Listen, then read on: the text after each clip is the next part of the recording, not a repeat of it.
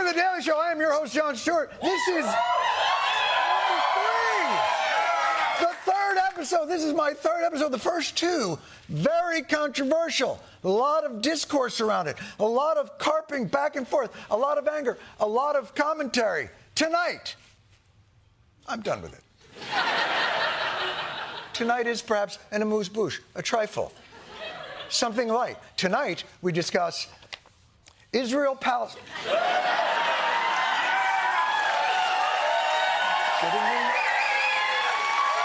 Are we? Who wrote this? Well, I legally have to read what's in the prompter, so here we go. We're going to take a look in our new and probably never-ending segment.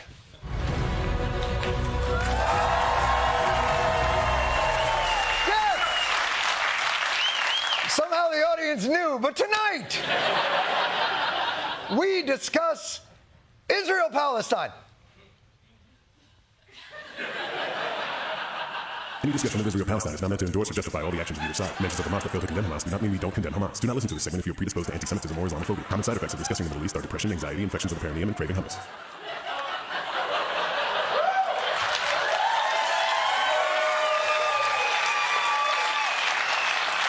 Well, folks, this is an awful situation. We're coming off on 5 months of a brutal bombing campaign brought on by a horrific massacre and hostage-taking, and we seem no closer to ending anything but the reigns of a couple of Ivy League presidents.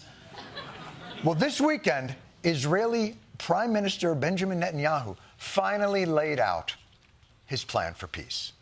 Benjamin Netanyahu is calling for complete demilitarization of Gaza, as well as Israel taking over security and controlling entry and exit points to Gaza.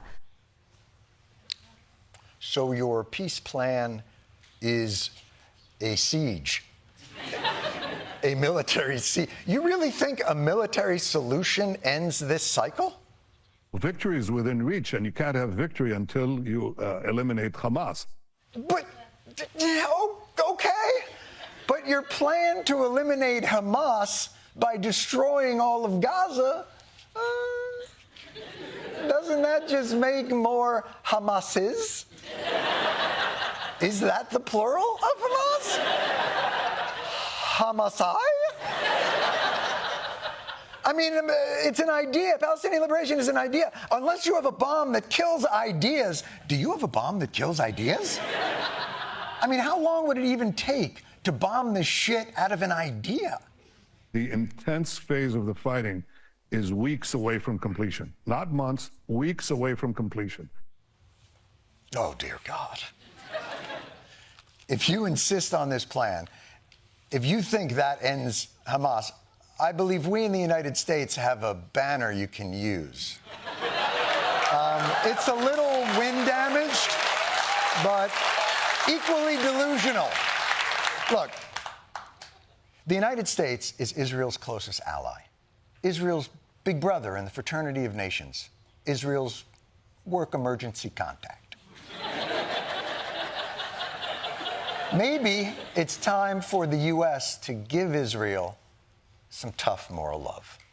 This is shameful. There has to be accountability for these war crimes. No targeting civilians in war. Stop the war crimes and the atrocities and end the war today. It could happen right now. Right now! Thank you! These atrocities must be... Sorry, I'm being told the administration was talking about Russia bombing Ukraine. I apologize. Also a war crime. But I'm sure they're giving equally stern advice to Israel. The Biden administration is urging Israel to be much more careful, to be more cautious. How Israel does this matters. Israel must do more to protect innocent civilians. We want to see the government of Israel take steps to minimize civilian harm. Be more surgical and more precise. Be more careful. Hey, Israel! Take it to the nuts. Could you please be more careful with your bombing? It's good advice. But really, couldn't the United States have told Israel that when we gave them all the bombs?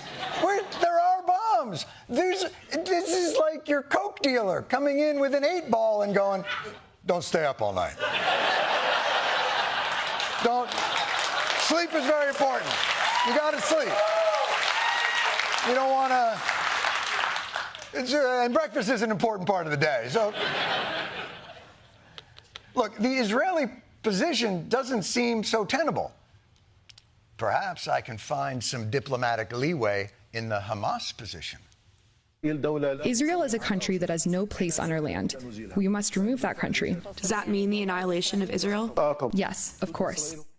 I cannot find diplomatic leeway in the Hamas position.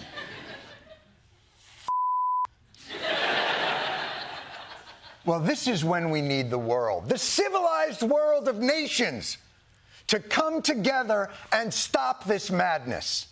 A resolution calling for an immediate ceasefire in Gaza has just failed to pass. A UN Security Council draft resolution to allow aid delivery has been vetoed. Russia and China used their veto against an American resolution condemning Hamas. An immediate ceasefire in Gaza has failed. Western nations voted against it. It was delayed 4 times this week. Draft resolution has not been adopted.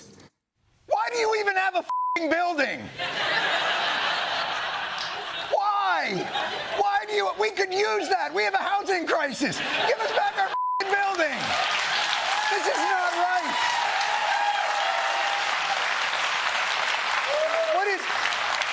What is the United Nations even? What are you, just a support system for a diverse and pleasing food court? What are you?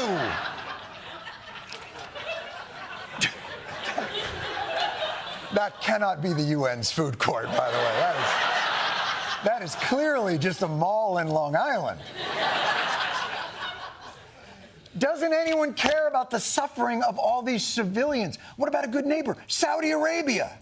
The Palestinian cause is the Arab world's most important cause. I want to see really a good life for the Palestinians. Thank you, Saudi Arabia. Thank you. And while Saudi Arabia does not accept Palestinian refugees, and Egypt doesn't either, for that matter, the Saudis are the richest country in the region, and they've given... this can't be right. On average, about $200 million a year to the Palestinians. Jesus, are you kidding me? The Saudis have given just as much money to Phil Mickelson. Is that true? I assume to promote the equally important cause of the Mickelsonian people. So Israel, the United States, the United Nations, the Arab nations, no one seems to be incentivized to stop the suffering of the innocent people in this region. Now, I didn't want to bring this up, but there is another player. Small religious startup out of Bethlehem. I think it might have began as a carpenters union, but has gotten big. Do they have a plan for the Middle East? There will be the Battle of Armageddon. Jesus Christ is going to sweep over that battlefield and to annihilate that army of 200 million people. The blood will flow to the bridle of a horse.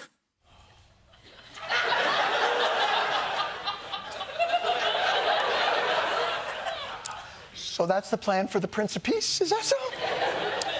I am not an equestrian expert, but if the blood goes all the way to the bridle, that's an enormous amount of blood, no? Unless, are we talking about the mini horses? Because that's still, it's a lot of blood, but more manageable. And adorable. Look, I think we have to get real here. The status quo cycle of provocation and retribution is predicated on some idea that one of these groups is going to go away. And they are not. If we want a safe and free Israel and a safe and free Palestine, we have to recognize that reality. And I know that there is a twisted and much contested history in the region that has brought us to this point. But we are at this point. And anything we do from here has to look forward. So tonight, lucky you, I'm going to do that with not one, not two, but three solutions for peace. Number one. Along the shores of Pleasant Lake in Maine, 95 Israeli and Palestinian teens are trading rockets for rackets. The goal of Seeds of Peace is to open these young minds.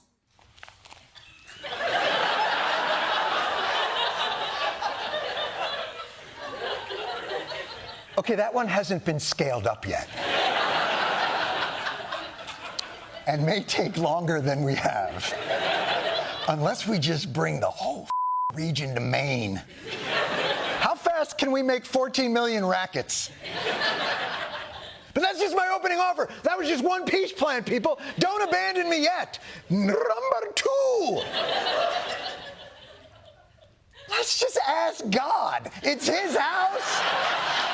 He's the one who started all this. Just ask God. He can tell us who is right. Is it the Jews? Is it the Muslims? Is it the Zoroastrians?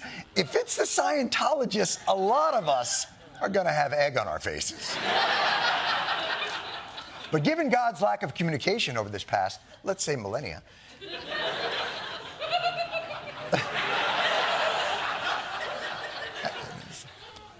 all right. Here's another one. And heaven forbid, I actually think this last one could work. Starting now, no preconditions, no earned trust, no partners for peace. Israel stops bombing. Hamas releases the hostages. The Arab countries who claim Palestine as their top priority come in and form a demilitarized zone between Israel and a free Palestinian state. The Saudis, Egypt, UAE, Qatar, Jordan, they all form like a NATO arrangement guaranteeing security for both sides. Obviously, they won't call it NATO. It's the Middle East Treaty Organization. It's Me Too. Let's tweet it out. Me Too. Tonight, people, let's get this region Me Too'd. Now, obviously, I have not worked out the exact verbiage, but anything is better than the cluster cycle we have now. Because honestly, what is the alternative? The trump of God sounds and the rapture happens. We're gone. In the twinkling of an eye, we're just simply not here. Poof indeed, sir. Poof indeed.